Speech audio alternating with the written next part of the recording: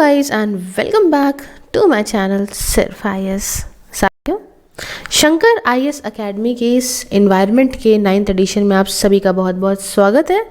मैं प्रसन्ना वर्मा आज आपके लिए चैप्टर 24 जिसका नाम एग्रीकल्चर है उसका पार्ट 2 प्रेजेंट करने जा रही हूँ। तो आइए शुरू करने से पहले चैनल को सब्सक्राइब वगैरह कर लीजिएगा, बेल आइकन को प्रेस कर लीजिएगा ताकि आपको रेगुलर अपडेट्स मिलती रहे। दोस्तों, इस पार्ट के अंदर हम शुरुआत करेंगे क्रॉपिंग से। आइए पहले समझते हैं क्रॉपिंग के कुछ टर्म्स को। जैसे सबसे पहले क्रॉपिंग इंटेंसिटी। साफ समझ आ रहा है इस नाम से कि मान लीजिए एक पीस ऑफ लैंड है, इस लैंड में कितने क्रॉप्स को उगाया जा रहा है, कल्टीवेट करा जा रहा है पर एनम, ठीक है, हर सालाना, हर साल। तो इसी को हम कहते हैं क्रॉपिंग इंटेंसिटी, मतलब number of crops cultivated in a piece of land पर एनम इज क्रॉप इंटेंसिटी। अब पंजाब और तमिलनाडु में क्रॉप इंटेंसिटी 100% से भी ज़्यादा है, मतलब 140-150% है। वही जगह राजस्थान के अंदर ये इंटेंसिटी कम है। ठीक, फिर आई दूसरी बात, क्रॉपिंग पैटर्न। अब देखिए, हर साल क्रॉप्स उगा रहे हैं, कल्टीवेट कर रहे हैं, तो ईयरली सीक्वेंस क्या है उसका, कितना भाई कितनी दूर पे लग रहा है, जो भी चीज़ें हैं, स्पेशल अरेंजमेंट क्या है क्रॉप्स का, कितने टाइम खाली रहेगा एरिया, ये सब जो होता है क्रॉपिंग पैटर्न के अंदर आता है। ठीक, अब इसी से रिलेटेड एक टर्म आता है क्रॉपिंग सिस्टम का, मतलब जो क्रॉपिंग पैटर्न्स यूज़ हो रहा है फार्म में, उसके इंटरेक्शंस में फार्म के रिसोर्सेज के साथ, दूसरे फार्म इंटरप्राइज में, और अवेलेबल टेक्नोलॉजी जो डिटरमाइन करेगी इनका मेकअप, ये सब कुछ मिला के होता है क्रॉपिंग सिस्टम। अब क्रॉपिंग सिस्टम के अंदर आप चीज़ें समझिएगा, जैसे कुछ मल्टीपल क्रॉपिंग होती है जिसमें हम क्या करते हैं ना, एक पीस ऑफ लैंड में एक ईयर में क्या करते हैं, एक साल में हम 2 या 2 से ज़्यादा क्रॉप्स उगाते हैं इन ऑर्डरली सक्सेशन। इसे हम लोग कहते हैं इंटेंसिव क्रॉपिंग। इसका यूज़ होता है इंटेंसिफाई करने के लिए प्रोडक्शन को, और ये पॉसिबल तभी है जब जो रिसोर्सेज हैं वो अश्योर्ड रिसोर्सेज तो अवेलेबल हो ही हों, जैसे लैंड है, लेबर है, कैपिटल है, वाटर है, वहाँ अवेलेबल हो। फिर होता है एक डबल क्रॉपिंग इसी के तहत। इसमें क्या हो रहा है कि इसमें 2 क्रॉप्स को उगाया जा रहा है एक साल में in a sequence, for example rice को और पल्स को उगा रहे हैं। ट्रिपल क्रॉपिंग मतलब 3 क्रॉप एक साल में सीक्वेंस में जो है उगा रहे हैं। ठीक है, एग्जांपल हो गया राइस, फिर पल्स। ठीक, फिर आए यहाँ पे क्वाड्रुपल क्रॉपिंग, मतलब जब 4 क्रॉप्स को सीक्वेंस में इन अ ईयर उगा रहे हैं। फिर आई बात, एक आता है मोनोकल्चर। मोनोकल्चर क्या होता है, जब रिपीटेटिव लगातार जो है ग्रो कर रहे हो आप सेम सोल क्रॉप को, एक ही सेम लैंड पे एक ही क्रॉप बार बार उगा रहे हो, तो मोनोकल्चर।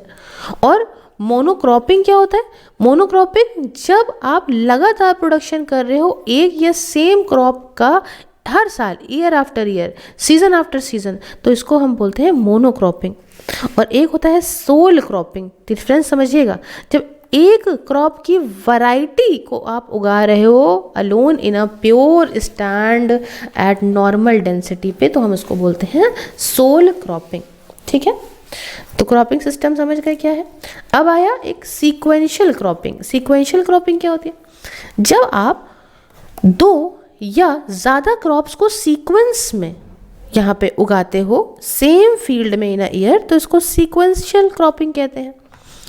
जो बाद में क्रॉप जो है प्लांट करा जाता है आफ्टर द प्रिसाइडिंग क्रॉप, पहले कोई करा गया, फिर बाद में जो क्रॉप जो करा गया उसे हार्वेस्ट कर लेते हैं। ठीक है, the succeeding crop is planted after the preceding crop has been harvested. सीधी सीधी बात है, पुराना वाला क्रॉप जब हार्वेस्ट हो गया तो उसके बाद जो कटाई हो गई, तो उसके बाद जो है वो दूसरा क्रॉप हमने उसमें जो है वो उगाया। क्रॉप इंटेंसिफिकेशन ये करा जाता है ना, is done in time dimension. और relay cropping, growing the succeeding crop when previous crop attend its maturity stage, या फिर सो करते हैं नेक्स्ट क्रॉप को immediately before the harvest of a standing crop. तो इस तरीके से इसको चलाते हैं। एग्जाम्पल में पैडी के यहाँ साथ ल्यूकेर्नी हो गया, उसके बाद rice, cauliflower, onion, summer grounds हो गए। ठीक है, उसके बाद नेक्स्ट आता है रतून क्रॉपिंग, ठीक है। अब ये क्या होता है, रतून क्रॉपिंग, जब आप क्या कर रहे हो, क्रॉप को उगा रहे हो, रेस कर रहे हो with regrowth coming out of roots या stocks of a harvested crop. क्या हो रहा है, जब आप क्या कर रहे हो कि क्रॉप उगा रहे हो विद रीग्रोथ, क्या, with regrowth coming out of roots या stocks of a harvested crop, तो उसमें से जो निकल रहा है उसे हम क्या बोल रहे हैं, हम इसको रतून क्रॉपिंग के अंदर लेते हैं। एग्जाम्पल यहाँ शुगर केन, तो 8 रतून होते हैं इन क्यूबा। उसके अलावा बनाना, एक प्लांट क्रॉप के बाद 2 रतून क्रॉप नॉर्मली हो जाते हैं इसके अंदर। सोरगम या लिक्रिन फोल्डर, बहुत सारे रतून, फर्स्ट कटिंग हो जाती है 70 DS की, उसके बाद 35 से 40 दिन पे होती है। पाइनएप्पल क्रॉप तो एक्सटेंसिवली रतून होता है, तो ये बढ़िया, उसी से ही देखा आपने, गन्ना लिया, काट लिया, फिर उसी में होगा। अब यहाँ पे इंटर क्रॉपिंग की बात करते हैं। इंटर क्रॉपिंग क्या है, जब आप 2 या 2 से ज़्यादा क्रॉप्स लगातार उगाते हो विद डिस्टिंक्ट रो अरेंजमेंट, दूर दूर, है ना, सेम फील्ड में सेम टाइम पे, तो उसको हम बोलते हैं इंटर क्रॉपिंग। नाम ही बता रहे हैं इंटर क्रॉपिंग। अब इसमें एक तो हो गया बेस क्रॉप, मतलब प्राइमरीली क्रॉप, जो मेन क्रॉप है जिसे प्लांट करा जा रहा है, ठीक है, बोया जा रहा है at its optimum soul crop production में इन इंटर क्रॉपिंग सिचुएशन। और दूसरे पे क्या आता है यहाँ पे, इंटर क्रॉप। इंटर क्रॉप में क्या है, ये एक सेकेंड क्रॉप है जिसे प्लांट करते हैं in between rose of base crop with a view, ताकि एक्स्ट्रा ईल्ड पा सकें विद इंटर क्रॉप, बिना कॉम्प्रोमाइज़ करके मेन क्रॉप की ईल्ड को।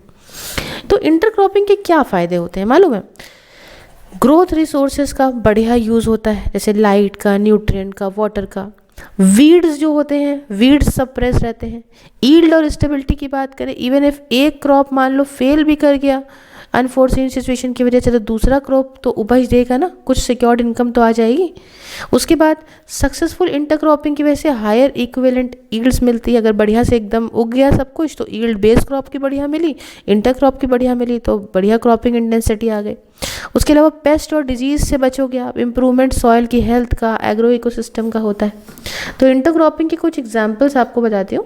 एग्जाम्पल, मेज़ के साथ काउपी उगा लेते हैं 1:1 के रेशियो में। उसके अलावा सोरगम के साथ रेड ग्राम उगा लेते हैं, 2:2 हो गया। ग्राउंड नट के साथ रेड ग्राम 6:1 में उगाते हैं। पटेटो के साथ मस्टर्ड हो गया 3:1 का। वीट के साथ मस्टर्ड हो गया 8:1 का, ठीक है। तो ये इसकी इंटरक्रॉपिंग की कहानी है।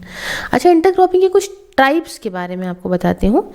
इसमें सबसे पहला टाइप जो होता है वो हम आपको बताएंगे स्ट्रिप इंटरक्रॉपिंग, फिर आपको बताएंगे पैरेलल इंटरक्रॉपिंग, ठीक है, फिर आपको हम बताएंगे सिनर्जिस्टिक क्रॉपिंग, जिसमें भी इसके अंदर भी आता है आपका एडिटिव सीरीज और एक आता है रिप्लेसमेंट सीरीज, ठीक है। उसके बाद आ गया यहाँ पे मल्टी स्टोरी क्रॉपिंग, फिर आएगा यहाँ पे रिले इंटरक्रॉपिंग और एक आएगा आपका एले क्रॉपिंग। आइए सब कुछ समझाती हूँ एक एक करके आपको। देखिए, जो स्ट्रिप इंटरक्रॉपिंग होती है ना, इसमें हम क्या करते हैं, 2 या 2 से ज़्यादा क्रॉप्स को एक साथ एक स्ट्रिप में, चौड़ी सी स्ट्रिप में, इतनी चौड़ी हो ताकि इंडिपेंडेंट कल्टीवेशन हो सके, बट इतनी पतली हो, इतनी नैरो हो ताकि क्रॉप्स एक दूसरे से इंटरैक्ट कर पाए, है ना, एकदम चिपकी भी ना हो और एकदम बहुत चौड़ी भी ना हो, इतना लिमिट, मतलब एक बैलेंस नेचर में जो है इसको हम उगाते हैं। एग्जाम्पल, 6 रो मान लो हमने ग्राउंड नट की, है ना, मूंगफली की उगाई, और 4 रो रेड ग्राम की उगा दी स्ट्रिप्स में, तो ये होता है स्ट्रिप इंटरक्रॉपिंग। फिर पैरेलल क्रॉपिंग में क्या होता है कि जब हम 2 क्रॉप्स को साइमल्टेनियसली यहाँ पे, है ना, ऐसे क्रॉप जिनका अलग अलग ग्रोथ हैबिट्स हैं उनको एक साथ हमने उगाया और कोई भी कंपटीशन आपस में उन दोनों में नहीं होना चाहिए बस। एग्जाम्पल, ब्लैक ग्राम को हम मेज़ के साथ उगा रहे हैं, सोयाबीन को हम कॉटन के साथ उगा रहे हैं। फिर तीसरा क्या है, सिनर्जिस्टिक क्रॉपिंग। इसमें क्या है कि दोनों ही क्रॉप की जो उपज है, ईल्ड है, वो ज़्यादा है इनके प्योर, जो इनका प्योर क्रॉप है उसके कंपैरिजन में ऑन यूनिट एरिया बेसिस पे अगर देखें। Example, sugar cane plus potato उगा लिया आपने।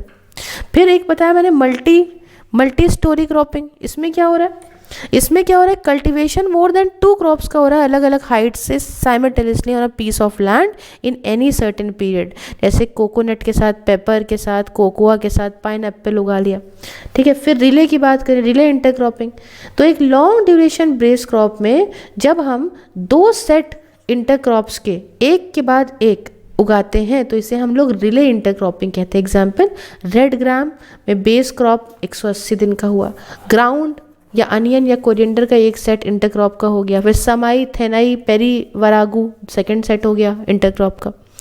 फिर हमने बात करी लास्ट में एलए क्रॉपिंग की। मतलब एलए क्रॉपिंग एक ऐसा सिस्टम है जिसमें फूड क्रॉप्स को उगाया जाता है एलेज में, जिसे हेज रोज ट्रीज की फॉर्म करती हैं या श्रब से फॉर्म होता है। और एक इम्पॉर्टेंट फीचर इस सिस्टम का ये है कि जो हेज रोज हैं उन्हें काटा जाता है, कट बैक करा जाता है एट प्लांटिंग के टाइम पे and kept prune during the cropping, ताकि जो है वो शेडिंग प्रिवेंट रहे और कंपटीशन भी कम हो जाए फूड क्रॉप्स के साथ में। एग्जाम्पल, सबाबुल जो रेस करी जाती है 6 मीटर अब रो स्पेसिंग पे, स्पेस जो 2 रोज के बीच में होता है उसे हम लोग एलए कहते हैं।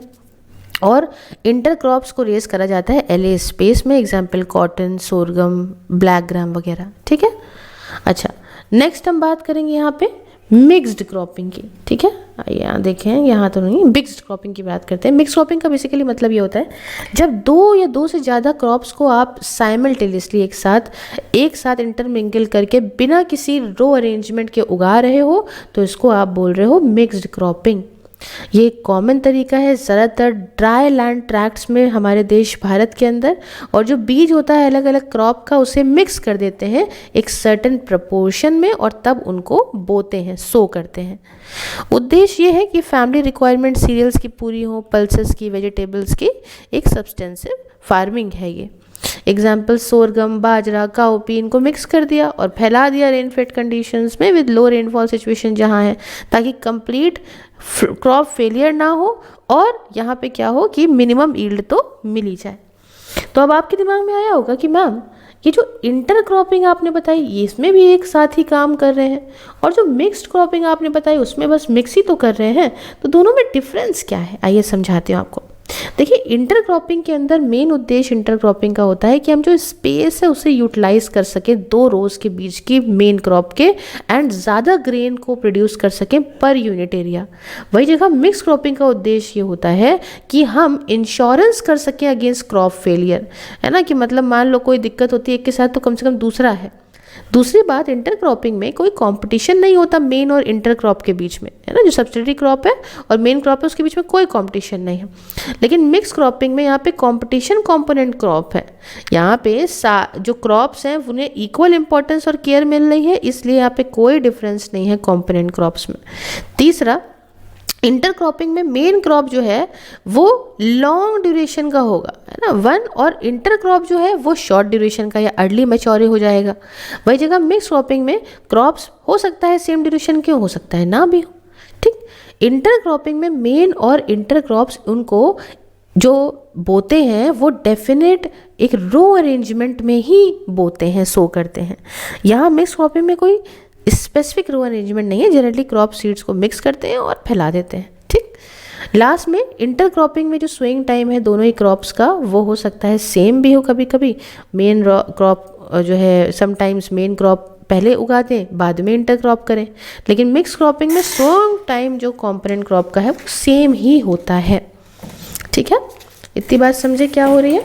अच्छा, आगे बढ़ते हैं फार्मिंग सिस्टम के बारे में आपको बताते हैं। सबसे पहले समझिए डेफिनेशन क्या है इस फार्मिंग सिस्टम की।